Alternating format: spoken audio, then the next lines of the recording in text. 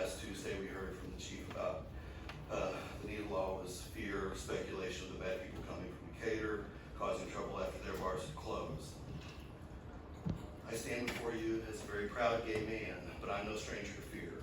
I grew up in rural southeast Missouri, and one night in 1992, leaving a bar that closed at midnight, I was assaulted by 6 young gentlemen who, after beating me unconscious, dragged me to the nearby railroad tracks and just outside from the road, stretched my body across those tracks and left me there for nature to take its course.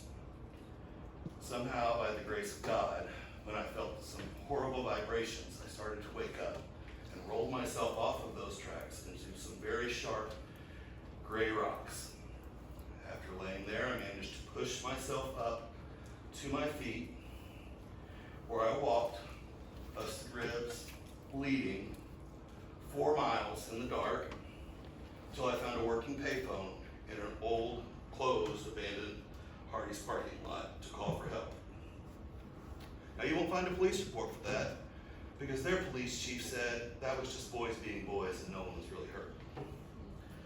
So I survived, and I went away silently until 2016, when the Missouri legislature was proposing a new law, actually a constitutional amendment, also fueled by fear, speculation, and ignorance, claiming to protect businesses citing religious objections to deny goods and services related to my marriage.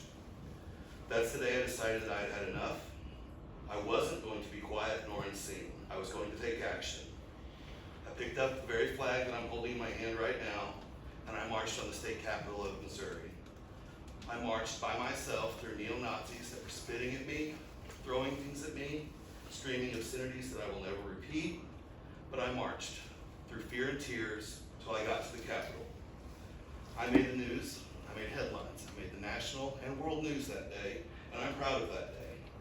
I'm very proud that I'm still the Associated Press's stock photo worldwide for anything that is LGBT rights related. You'll ask yourself, why does that story relate to this law? I would say that it has everything to do with this law, because laws should be initiated out of facts, not fear or speculation. And the fact is, this law would hurt the city. The law in Missouri was defeated because we brought in the Chamber of Commerce from the city of Indianapolis, who stated when their state implemented said law, they lost $60 million in revenue from conventions. I wonder what would happen to Springfield's convention business if there were to go back to an earlier time when Peoria has nightlife that goes until 4 a.m. The ordinance as is should not pass, and we're not being silent. It would negatively affect all of us, both fiscally and personally. It invades my safe space, and every citizen of Springfield will recognize it, and we will remember that in election time.